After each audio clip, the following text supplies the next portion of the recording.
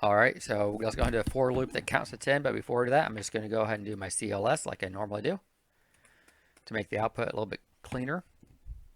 And then I'm going to go ahead and do my code block at the top.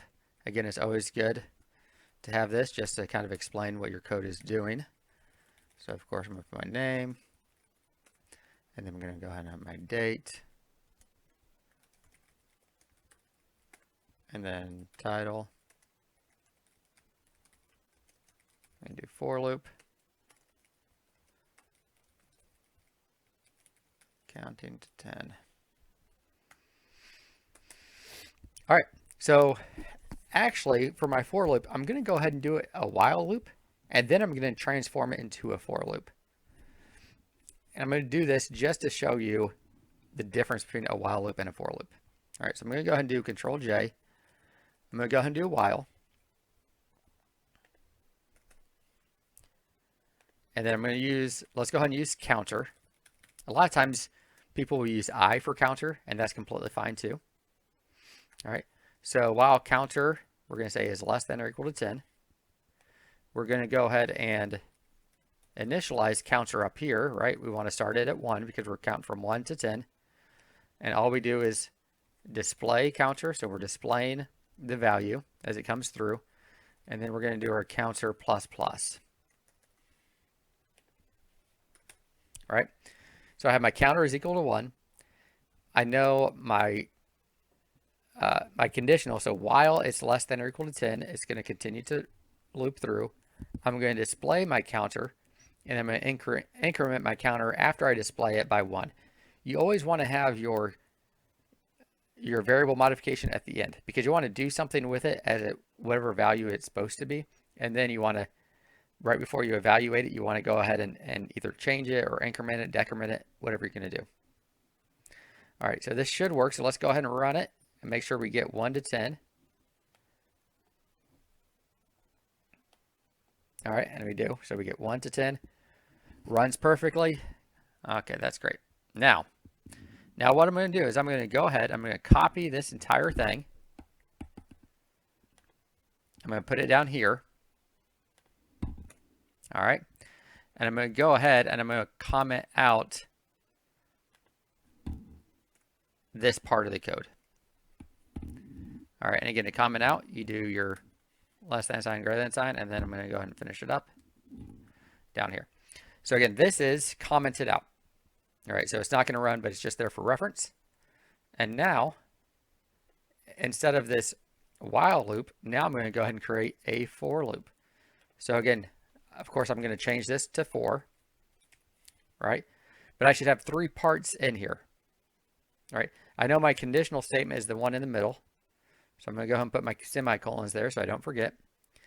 I want to initialize as the first part. Well, here we're initializing before, but in a for loop, we actually initialize that as the first thing. So I'm going to go ahead and Control X, Control V, put a space there, right? So a for loop, you initialize it inside. So notice I just bring this part and put it right down here. My next part is the conditional statement, which is already right there. And then my last part is how I'm modifying that variable. So I'm going to go ahead and Control X, Control V, put a space. I don't need the space, I just like it for the way it looks. All right. And then notice, I didn't have to actually change any typing or any words. The only thing I changed was the location and of course the keyword. So I went from a while to a for loop, but I just changed this counter, put it in there, changed this location and put it in there. So again, the for loop, right, and the while loop are very, very similar, right, except the location of your initializing your counter, your conditional statement, and then your modification, your variable modification. And then this is what it's going to do. Notice there's a lot less in this for loop in the middle because all of this stuff is already inside of your parentheses. The nice thing also about a for loop is that in here, you can see exactly how many times this sucker is going to repeat, right? I know it starts at 1, less than or equal to 10, count by 1. So I know it's going to iterate exactly 10 times. Now the cool thing is you can pretty much copy and paste this part every single time, right? And the only thing I would need to do is, let's say I wanted to make a loop that ran 85 times. I could do it exactly this way, and then I would just change this to 85, right? So if I want to make a for loop, here's my template, and really, I can just change this right here. So however many times I want to iterate, I would just change that, and I'm good to go. And again, you can always do Control J, right, and do for, and that's also in there. The only thing I don't like about this, the template that they have, right, they use I, which is fine, so that's your counter. They start at 1, which is good, but I don't like how they have this less than 99, because actually this loop, you kind of think, oh, it's going to run 99 times. That is actually incorrect. It will run 98 times. So if you ever do the template, I always just change this to LE, and then that will make it run 99 times. All right, that's all that I have. And then we'll go ahead and get into the next loop.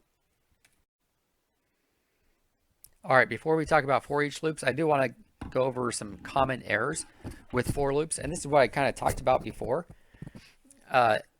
Be very, very careful when you're doing a for loop, right, that you don't use commas here. All right, that's very, very common that I'll see some of my students use commas there instead of the semicolon. So just be very, very careful when you're writing the for loop that those are semicolons. Again, it's going to say it cannot convert system object value type to system and 32, which pretty much, what is it saying? It's saying it's looking at some sort of array, right? Because it thinks commas, you're separating these values. And it's like, no, those aren't arrays. Those are just, your variable initialization, your conditional statement, all that. So just again, make sure that you're using semicolons instead of commas. All right, before we get on to the for each loop, I do want to go ahead and cover a couple different things. So I would like you to go ahead, look at these two examples, these two challenges. Go ahead and do that on your own. Go ahead and pause the video. I will go ahead and do them to show you how I would attack them. But again, just because it's a little bit different, as long as you get it to work, then that's good. But go ahead and work on this, and then I will show you how I would attack them in the next parts. All right, now's the fun time. So we're working on for loops. For this example, we want to ask a student how many students are in the class, and then we're going to ask for each name of the student, and then we're going to add each name to an array. Now again, it should run the exact number of students in the class. So if there's 15 students, it should iterate 15 times, each time adding that student's name into an array. So again, it shouldn't be too bad. I think we've kind of already done this. So yeah, it should be fairly easy. The way I'm going to do this is actually, I'm not going to use a counter. So I'm actually going to go ahead and do the array length. So let's go ahead and work that. Let's go ahead and do a for loop, and let's get everything started. So I'm going to start out with CLS, of course, and then I'm going to go ahead and do my comment block. And then I'm going to put my name, the date, title, we're going to do for loop,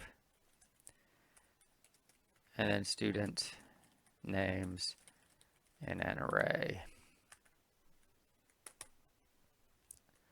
All right, now I know I'm going to have an array, so right off the bat, I know I need to initialize an empty array because I don't know what names are going to go in it, right? We're going to be asking that. So I'm going to go ahead and initialize. I'm just going to say names array, initialize that to be an empty array.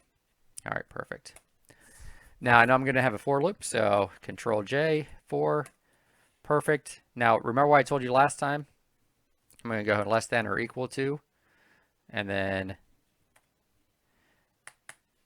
there we go.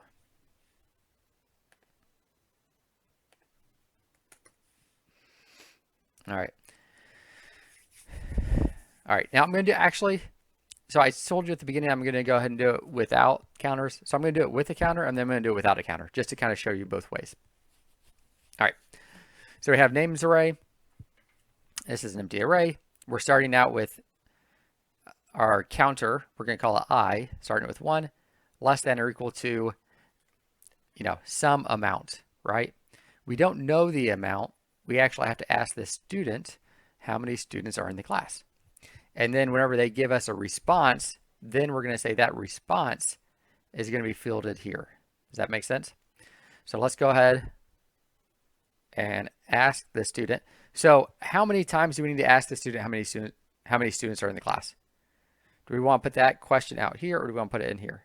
So think about it, right? Are you wanting to ask the student how many students are in the class every single time you loop, or just the one time? Right? It should just be that one time. So again, ask yourself those questions, those logical questions, right? Do I want to put it inside the loop, before the loop, after the loop? Well, I need to have it before the loop because I need to know how many students are in the class. So I have to ask before the loop, but I don't want to do it in the loop every single time I'm asking, hey, how many students are in the class? Once I know, then I'm good. So I'm going to go ahead and use my read host, because anytime we're asking a question, right, we want user input, I have to use that read host command. So I'm going to go ahead and name it, I'm just going to say num of students. So number of students.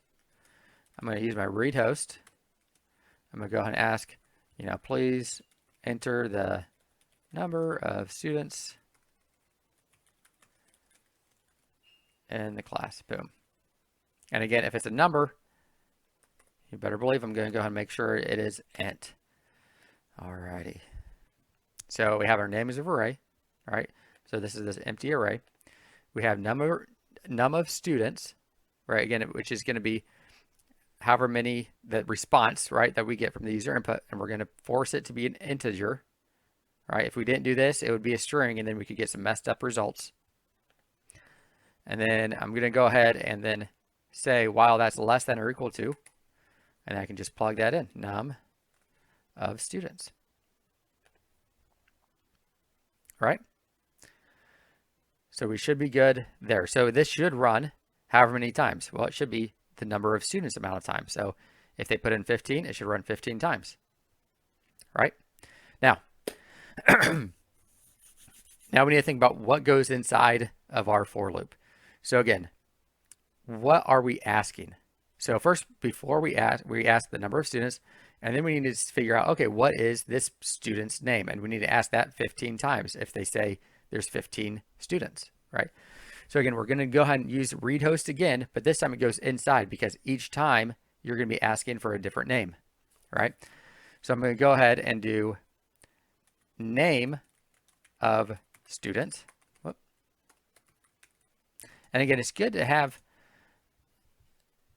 variable names that make sense, right? So name of student, number of students, names array, just to make it clear what that variable is going to hold. So name of student, I'm going to read host. Please enter the name of, and what we can do here that's kind of cool is we can actually use our I, right? So please enter the name of student, number, and then I can do I. So that way we'll know what number we're on, right? So we'll say, please enter name of student number 1. Please enter name of student number 2. As it's going through that loop, just to kind of know exactly where we're at, how many more students we got, and all that stuff. All right. And we could even say, please enter name of student number 1 out of, and then we could say num of students.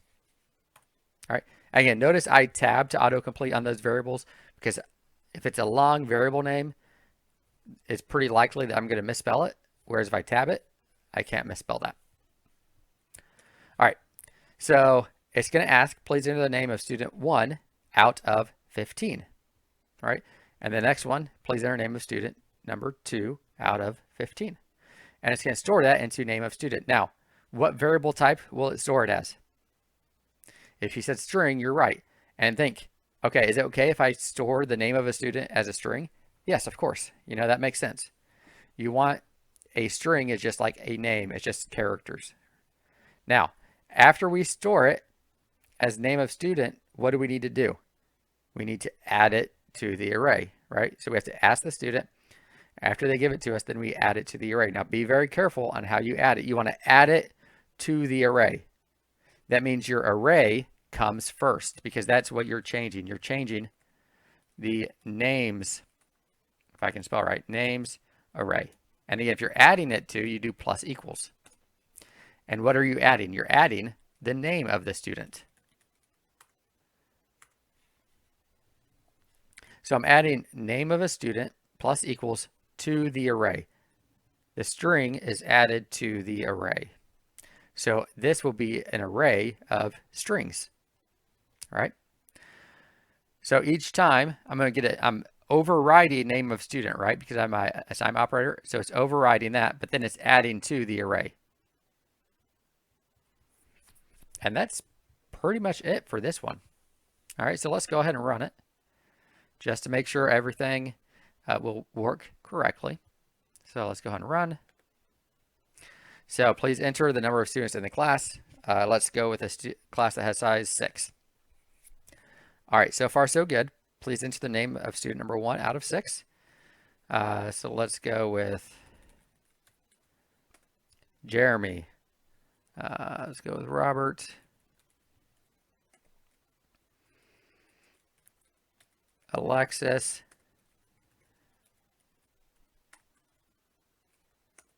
Alyssa.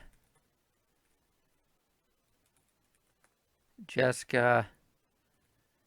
And who else? Ryan. 1, 2, 3, 4, 5, 6. So hopefully, again, it says number 6 out of 6. After we do this, hopefully it quits on us. And it does. Perfect. All right. So that is the answer to that first one. But let's go ahead real quick.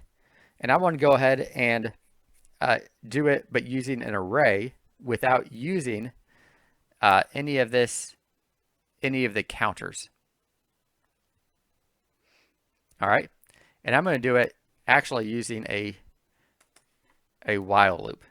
All right. So for loops are meant for counters for the most part, right? You're almost always going to have a counter in a for loop.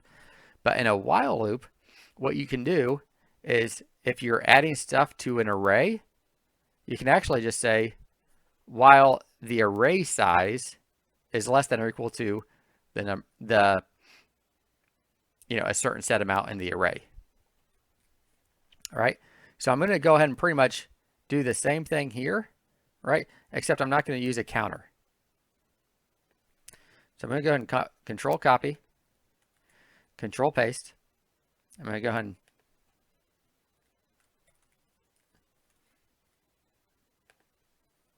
comment this out. And I'm going to do a while loop. I'm going to get rid of my counter. All right. I'm still going to ask for a number of students. I'm still going to need the array, right? But here I'm going to say while the array size, right? How do I figure out the size of it? Well, just do length. While the number of names in my array, which is going to be the dot length, right? The number of items in the array, while that is less than or equal to, right? The number of students. So the size of the length is less than or equal to the number of students. And then we're going to go ahead and enter the number of students, add that to student, or ask for the name of the student. And then actually in this case, we can't do I. All right. We would have to do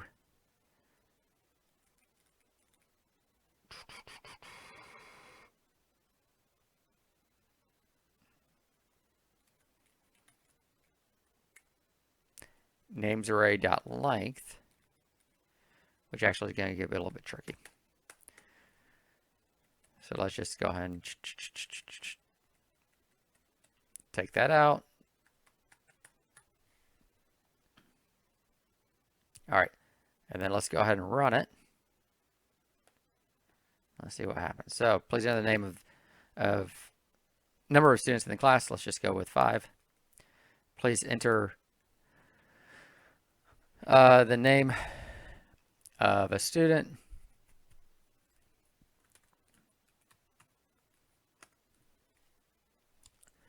Here, let's do the name of another student.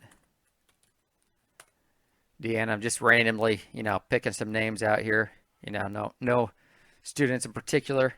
And let's see here. Who else we got in the class?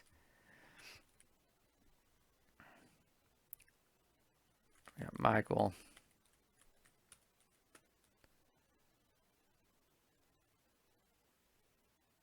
I think very good.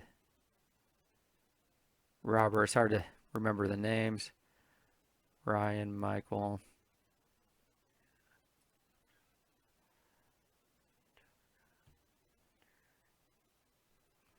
I know I'm missing some of you guys.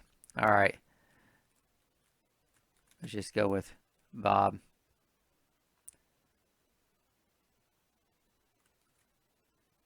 And Tent.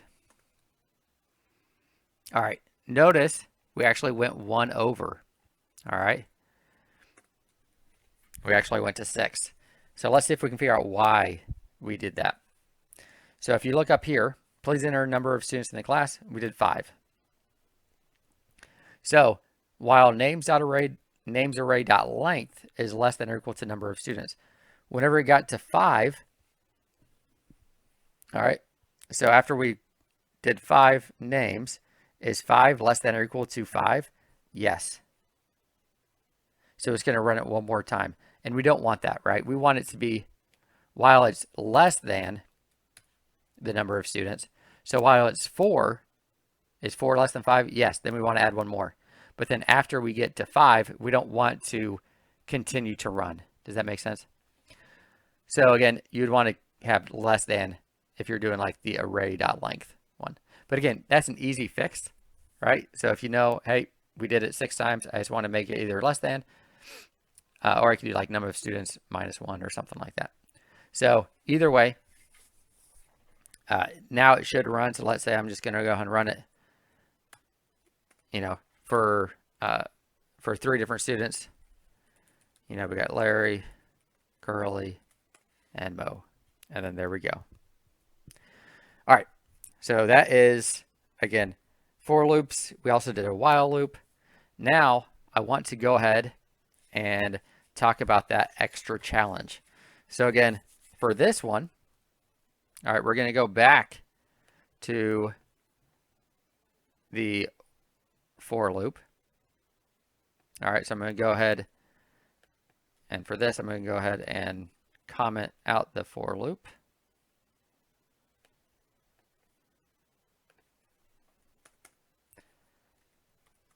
All right, and I'm going to uncomment our while loop. All right, so we're going to go back to this one. Now for the extra challenge, it said now we want to check. So we're putting these things in there, right, into names array. But now after we ask the name of the student, we want to check, okay, do they have an odd amount of letters in their name? Do they have an even amount of letters in their name? And then if they have an odd amount, what are we going to do? We're going to add that to a file. So we're going to create a file called oddnames.txt, and we're going to add that sucker to oddnames.txt. If it's an even number of characters in their name, we're going to add that to evennames.txt. All right.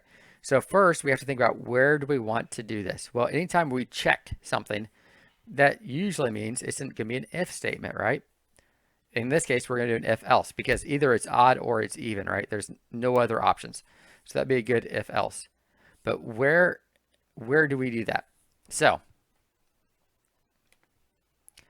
I know I want it after we ask the name, right? We can't check if they have an even or odd amount of characters in their name before that, but we do want to do it iteratively, right? We want to do it as they're going through. So after we put it into the array and all that, we're actually going to check.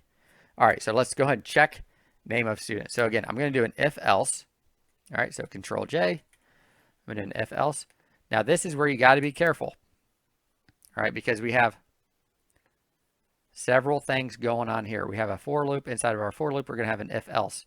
So again, I want to indent anything inside my code block for my if and indent here, which it does it for us nicely.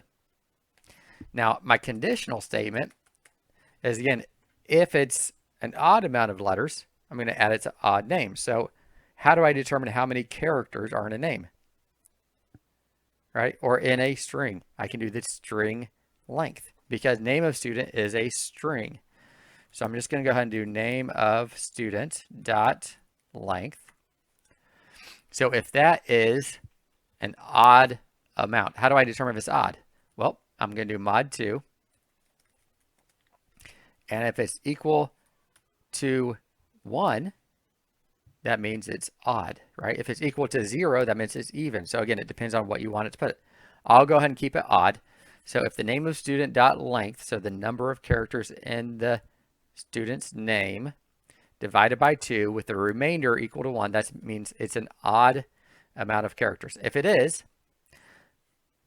an odd amount of characters, I'm going to take that name of that student and then I'm going to add it to oddnames.txt. Now be very, very careful. If I'm wanting to add it and not override it each time, because again, I'm just adding singular names, right? I want to use the double right angle bracket. So I'm going to take that name of student, I'm going to add it to this odd names.txt.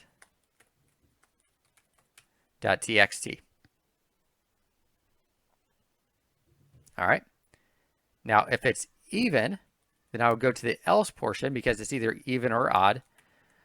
I'm going to take that name of student. I'm going to add it to even names.txt. Now, we got to be careful, right? With this. Now, for me, I want it to only do it this time. Like each time it runs, I want it to wipe that text document clean. All right. Now this is just extra, right? But again, for me, I want to make sure that every time this sucker runs, this is wiped clean. So one way that you can do that is before you get into the loop, you can just do null, overwrite this odd names.txt with nothing. Remember the null variable? You can just overwrite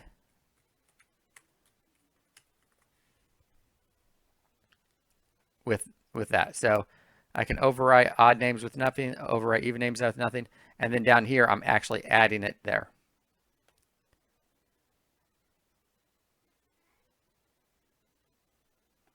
And then how do I display? Well, at the end, right? So outside of the loop, I want to go ahead and actually display these.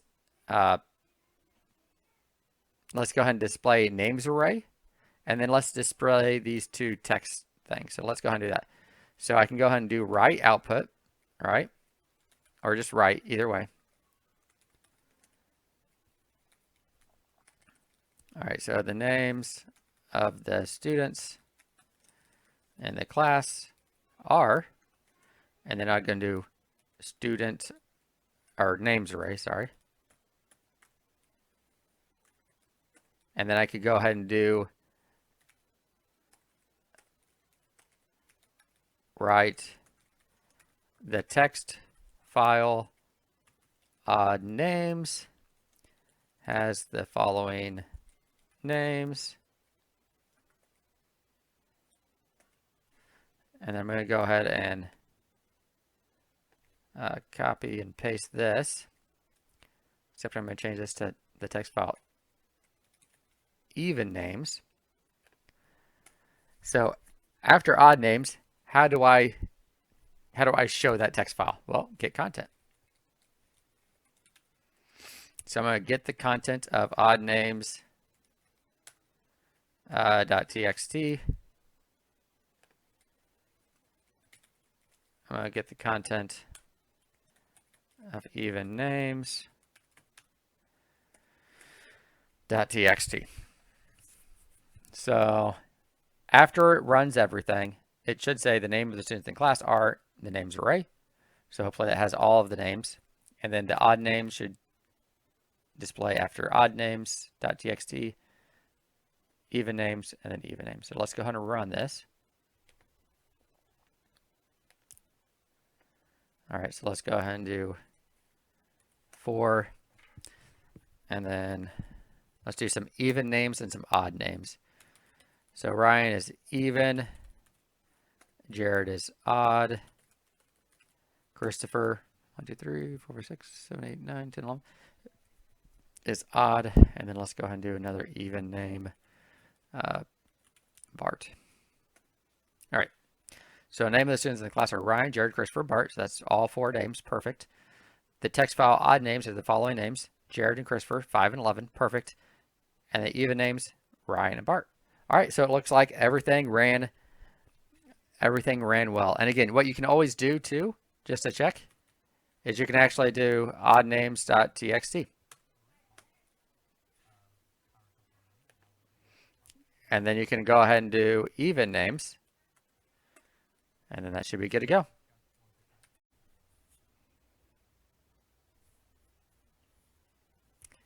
All right, hopefully you're feeling fairly comfortable with loops.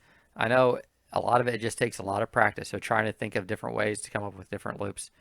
So again, continue practicing. You're going to get homework that will also help solidify those loops. So again, do as much of that homework as you can. And then again, if you're having any trouble, come in tomorrow morning for SIA, and we can help you out if there's any issues or anything like that with homework. I did have a bonus nerd data slide. This is nested for loops. So anytime you have like nested for loops, it just means like loops inside of loops, right? So in this case, we have 2 for loops. We have a hooray counter, right, which is your outside counter, and then you have your inside counter, which is your hip counter. So in this case, it's going to be hip, hip, hooray, so far and so forth. So again, if you want to do a hand at nested loops, this is one way that you can actually do it. It can be a little bit tricky, but again, it's not too bad. And again, it's pretty normal, especially in programming, to have nested loops. You could even have nested, you know, like 3 deep nested loops too. All right, now we are past for loops. So again, we've talked about pretty much all the loops. We talked about while loops, do until, do while, for. Now we're on our last loop that we're going to talk about for this session, and it's the for each loop. Now the for each loop is kind of special. So it's a little bit different. All the other loops, you have counters, you have different things like that. A for each loop is special in that it iterates through an array or a collection. So in this class, we're only going to talk about for each loops mainly as it pertains to arrays. So if you already have a built array that's already full, right, you can use a for each loop to iterate through each item in that collection, which is kind of nice, right? So if you already have an array and then you want to go ahead and you're going to check each item in the array looking for something, and maybe you're going to want to say, okay, we're going to go through an array. Maybe this array is I don't know, just a list of nouns, right? And you want to check each item in that array and see, hey, how many of these nouns happen to be animals, right? And then you have a list of animals maybe or something like that you can check up against it. So you would use a for each loop to go through that list of nouns, and with each item in that array, you're going to check against this other list, right, of animal names. And you're going to say, okay, you're going to check that item to this other list. Is it in there? If it is, then you'll increase your counter by 1, right? And then you go to the next item. Hey, is this an animal? If it isn't, then you just go to the next item. If it is, you increase your counter. And at the end, your counter, is incremented 5 times. Therefore, hey, we have 5 animals in this list of nouns, right? But again, that's just one example. But you would use a for each loop anytime you already have an array that's already fully built and you're wanting to check something inside each item of that array. So the cool thing about a for each loop, again, it iterates through an array. It allows you to define the element or the item. All right, almost always will just use item you wish to use as a placeholder for the current object in the loop. So for example, in this one, we have a for each. This variable name you can actually change. It doesn't matter what you name it, right? You can change where that variable is, and then each item in that array becomes this variable name as it iterates through. So for example, if you have a list of, let's say, cars, right? You could say for each car in cars array, right? And then this car takes on each item that is in the array, and you can do stuff with it. You can check, hey, what is this? What is this car? Print out the car, just whatever you really want to do with it. All right. So again, the for each loop, it goes through every item in the array, performs whatever function you choose. Now, if you ask yourself, okay, how many times is it going to iterate? Well, it depends on the size of the array.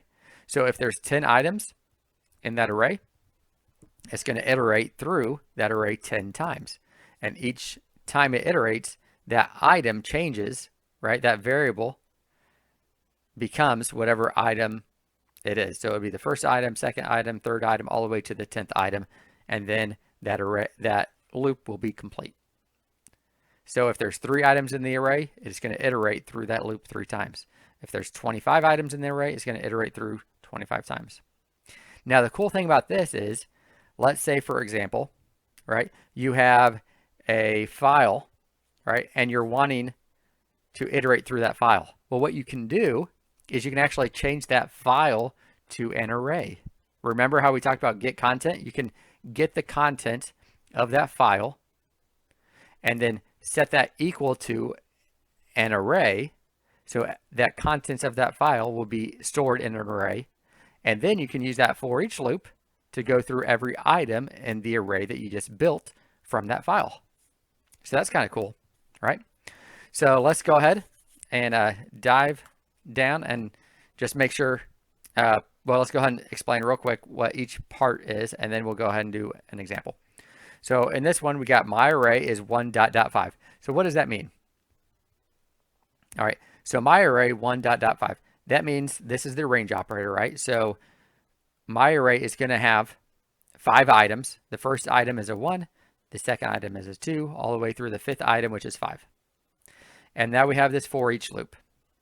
So whatever this is right here, you can name it whatever you want. In this case, they named it Pink Fluffy Bunny. I would probably not name it that. Or I would probably just say for each item in my array, or for each number, because these are all numbers, right? For each number in my array.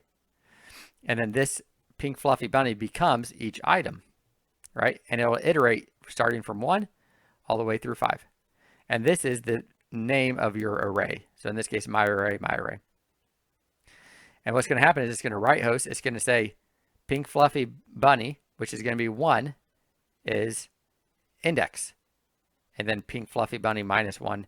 So 1 minus 1 would be 0 all the way. So in this case, it's just going to start at 1, 2, 3, 4, 5 because that's Pink Fluffy Bunny. Each item is in there.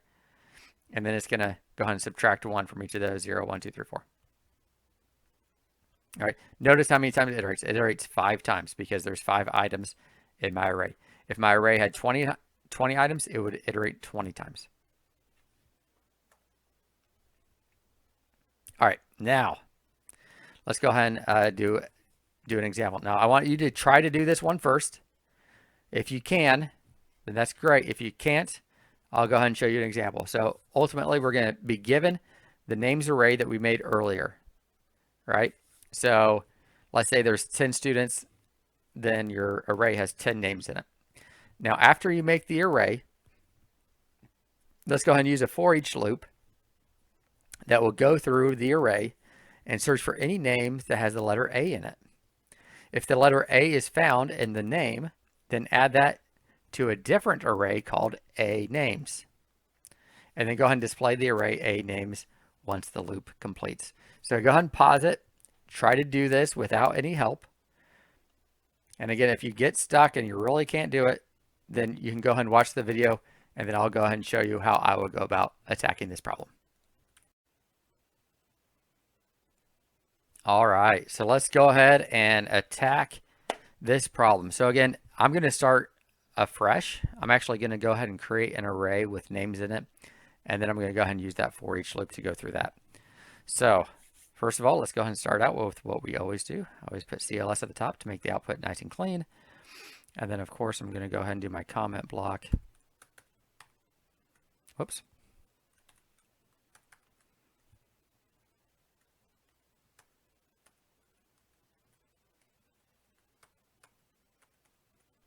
And then I'll put my name, today's date, and then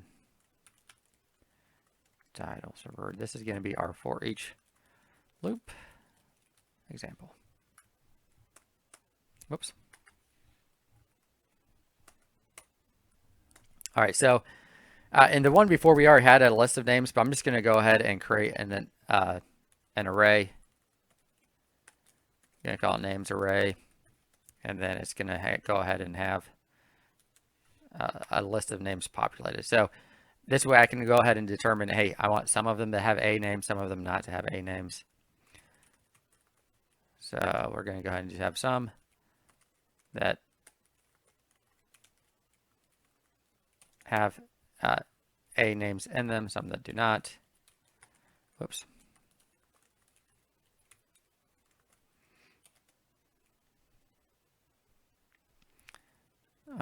Let's see here.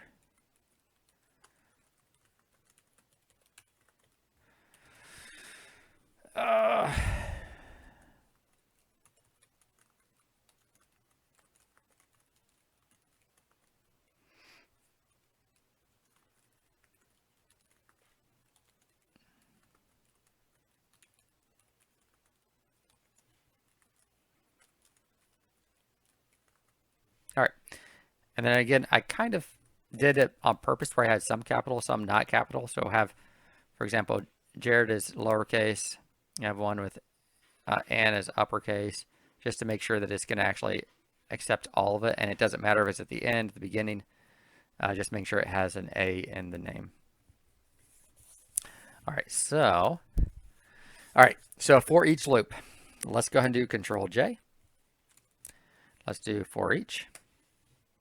And here we are. Again, I always, no, not always, but 99% of the time, we'll just keep item, right? Because every single item in the array just makes sense. It's always going to be item. I could have name and names array. That's fine too. But again, I'm just going to keep it as item. And then, of course, in, and then you want the name of your array. So here is names array. All right. So what happens here is if I just go ahead and just display item, right?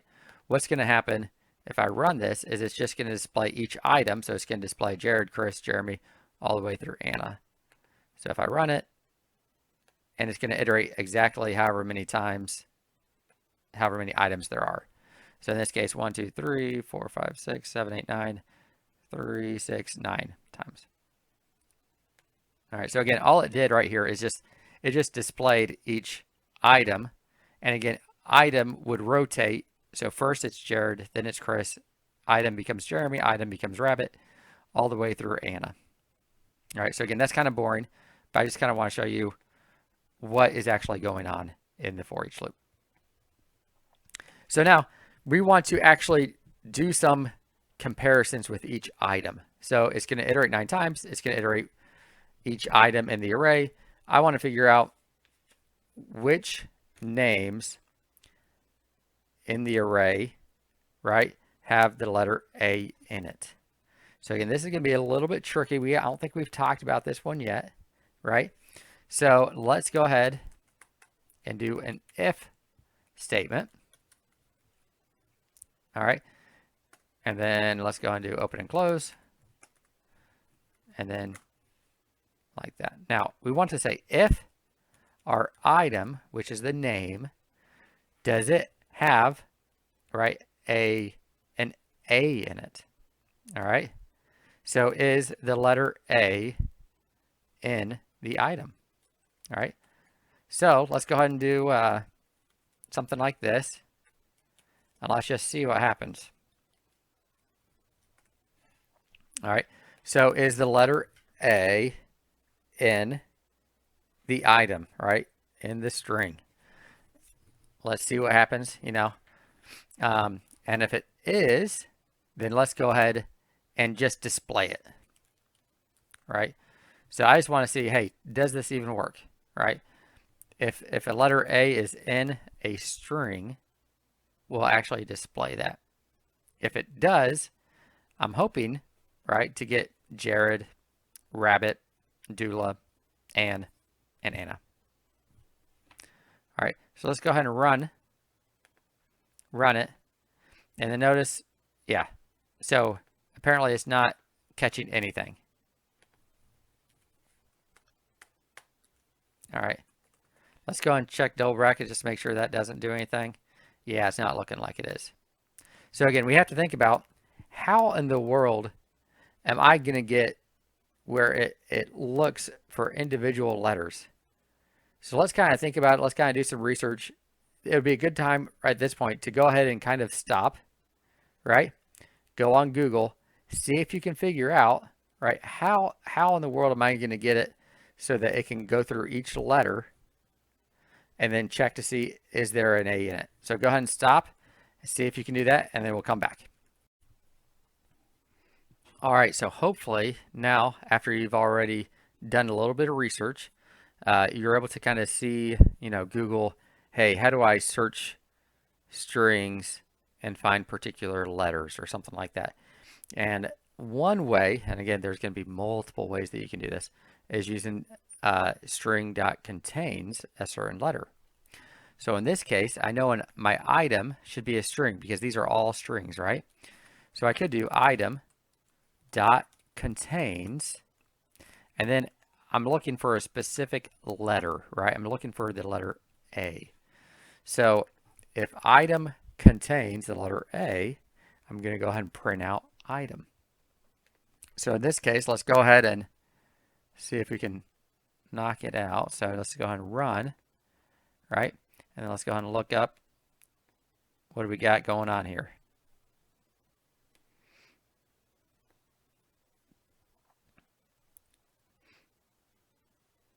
All right. Yeah, it looks like what's going on? No.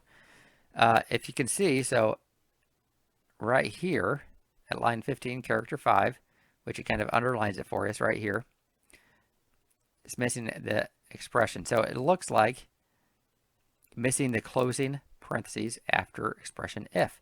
So let's go and check if. Here's an opening, and a closing. So this one closes that, but we don't have a closing one for this. So again, I accidentally must have deleted that one. So let's go ahead and throw that sucker back in. All right, and then let's run it again. Again, it's good to get errors like this because you can see it, you can try to figure it out.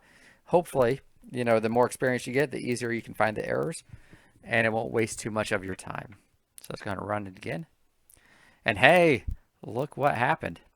All right, now, what did it not do? So let's check, see what we should have gotten compared to what we thought we would have gotten. So Jared is right. Chris is right. Jeremy Yep, doesn't have an A. Rabbit does, and it checked. Dude does. Doula does. And guess what? Anne has an A in it, but it didn't read it. Eric doesn't, and then Anna does. So it looks like we would want to contains. Looks like it actually is only checking that specific one. All right, so it looks like it's actually case sensitive, right? Which, I mean, maybe we'll want it that way, maybe we don't. Let me go ahead and check just to make sure. That shouldn't make a difference, I don't think. Yeah, so what I would do next, right, is you can do two things, right? You can do, well, it contains lowercase a, or we could do the exact same thing, item dot contains, and now we could just do uppercase A. And again, we lost our closing parenthesis. So now, if it contains a lowercase or if it contains an uppercase, it'll go ahead and display it. So let's go ahead and run this. This should now include 5 things, right? Now we have Anne. So again, there are probably other methods, right, that could contain like where it doesn't matter if it's uppercase or lowercase. It just depends. So again, it's very, very important that you're able to Google, right? Able to Google, go to Stack Overflow, figure out something where it will actually work what you're doing. Okay. Now, ultimately, once we get this, we're still not done, right? We want to go ahead and add it to an array called A names, right? So instead of just displaying item, we're actually going to add item to another array. So let's go ahead and make an empty array called A names. We're going to go ahead and make that outside, make it empty. And then all we have to do is just add A names plus equals item. So item is going to be added to A names. And then once we're done, all we have to do is just display the names. So let's go ahead and write all names that have the letter A in them are, and we can go ahead and do A names. So we go ahead and run it. All names that have the letter A in them are Jared, Rabbit, Doodle, Ann, and Anna. Perfect. So that is pretty much it for this code. Again, that is the for each. Do a names array. Again, hopefully that makes sense. Again, a lot of repetition, reading the code, trying to understand the code will definitely go a long way. So good luck with that.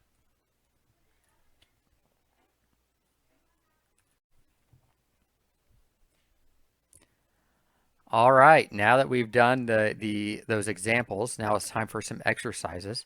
So there are going to be about 6 exercises for this section on loops. So again, try to go through these. Make sure that you understand them. If you have help, again, there's always SIA in the morning. So here's some exercises. Go ahead and pause, go through these. Again, the first one is creating a while loop, counts by 5s to 100. So starting from, let's say, 0 to 100, counting by 5s. And then do the same thing for a for loop. So you do it with a while loop, do it with a for loop. Question 2, create a script that counts from 1 to 10, each time checking if the new number is even or odd. All right, and then go ahead and display, this number is even, this number is odd as it's going through.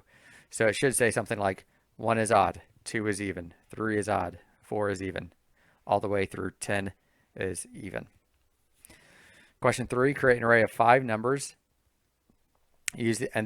So at the beginning, before, you're going to initialize an array that has 5 numbers in it. Then you're going to use a for each loop, and then an if else statement inside of that, evaluating each number if it's divisible by 3. So for example, if you have numbers 5 through 10, it should print to the screen 6 is divisible by 3, 9 is divisible by 3. and then exit. All right, but it's going to be checking each number. So it's going to check 5, it's going to check 6, it's going to check 7, 8, 9, checking all of them if they're divisible by 3, but then just outputting the screen just the ones that are divisible by 3. Question 4, create a do until loop that's going to count by 2s until the number is greater than 20. Until a number is greater than 20. So you're starting with 0, and then once it gets until, like, it's continuing to count until it gets greater than 20, then it stops. Then do the same thing with a do while loop. Question number 5, or exercise number 5, create an array that lists your 5 favorite animals. All right, so go ahead and you can either ask for user input for that, or you can just list it out yourself, and then go through a for each loop that prints each animal to the screen. Exercise 6, create a while loop that prints the Fibonacci sequence. So, and there's a note. So this one is a little bit tricky, but I think this is a great one. And if you can do it, a while loop is fine. If you want to do a for loop, that's also fine. But again, try to make it so that it goes from 1, and it's not going to be exactly at 100, but stops either at 100 or before 100, but not greater than 100. All right. And again, the numbers are going to be 1, 1, 2, 3, 5, 8, 13, 21, I think all the way to 89. So notice with the Fibonacci sequence, it just takes the first 2 numbers and it adds them together. And then it takes the previous number, 1 plus 2 is 3, 2 plus 3 is 5, 3 plus 5 is 8, so on and so forth. And then it should stop once it gets to any triple digit number. All right. And that's pretty much it for the exercise. So do the exercises. Again, if you're having trouble on the exercise, you're having trouble on the homework, come in again for SIA in the morning, and I can help you out for that first part. But again, make sure you understand it, because all of this stuff is building blocks. So this is the end of day 3. Again, you need to make sure that you have all of this stuff. You're in a very good spot, because once day 4 comes, you don't want to be still struggling with day 3 information. So this is what we covered today. We talked about flow control. Actually, the first part we talked about yesterday, right? We talked about flow control, planning, flow chart, pseudocode, if else, switch statements. Today, we went over 5 different types of loops. We talked about the while loop, right? The while loop, a lot of times you use when you don't know how many times you're going to iterate. We talked about input validation, right? Is what they are entering for user input, is it actually what is expected? For example, if you're saying, hey, enter a number, are they entering a number or are they entering a letter, right? Or if you say, hey, enter a number between these 2 values, are they actually entering a number between these 2 values, or are they entering something outside, right? So that's input validation. We talked about a do while loop and do until loop. Again, those 2 loops specifically will always run through the code at least once before it evaluates it. Whereas a while and a for loop, it evaluates it first, and if it's true, right, then it'll run. We also talked about for loops. All right, so this is usually using your counters, and you know exactly how many times how many times you want to iterate through that process or repeat that process. And then a for each loop is already using an array, and you're iterating through that array. And that is pretty much it for today. Make sure, again, you do your assignments, and I will see you tomorrow in class.